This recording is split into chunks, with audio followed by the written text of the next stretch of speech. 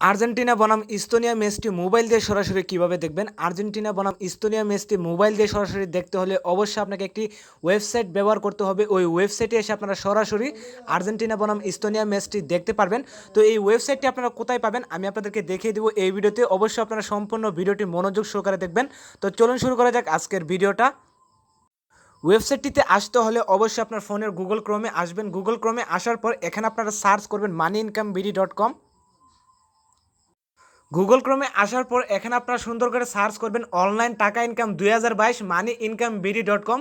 এখানে আপনারা সুন্দর করে সার্চ করবেন। এখানে যদি আপনারা একটা অক্ষর মিস করেন তাহলে এখান থেকে আপনার ওয়েবসাইটটি খুঁজে পাবেন না। অবশ্যই আপনারা সুন্দর করে এখানে সার্চ করবেন অনলাইন টাকা ইনকাম 2022 moneyincomeBD.com।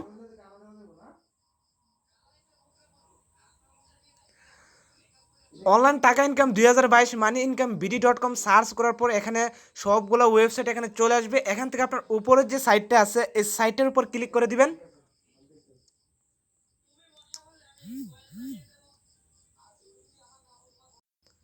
এই সাইটটিতে আসার পর এখানে আপনার থ্রি ডট আইকনে ক্লিক করে দিবেন। থ্রি ডট আইকনে ক্লিক করে দেওয়ার পর এখানে আপনারা পেয়ে যাবেন ট্যাগ নিউজ। এখানে আপনার ট্যাগ নিউজে ক্লিক করবেন।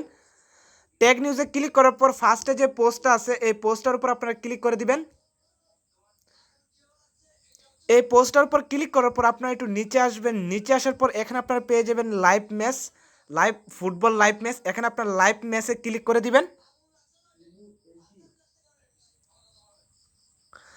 লাইভ ম্যাচে ক্লিক করার পর আপনারা সরাসরি এখানে চলে আসবেন এবং এখানে আপনারা পেয়ে যাবেন ইস্তোনিয়া বনাম আর্জেন্টিনা। আর এই ম্যাচটি রাত 12টার সময় ম্যাচটি অনুষ্ঠিত হবে। এখানে যখন লাইভ শুরু হবে এখান থেকে আপনার ইস্তোনিয়া বনাম আর্জেন্টিনার ম্যাচটি সরাসরি এই ওয়েবসাইটের মাধ্যমে দেখতে পারবেন। তো অবশ্যই আমি আপনাদেরকে যেভাবে দেখিয়ে দিয়েছি ওইভাবে এখানে আসবেন, তাহলে আপনারা এখানে আর্জেন্টিনা বনাম ইস্তোনিয়া ম্যাচটি সরাসরি দেখতে পারবেন।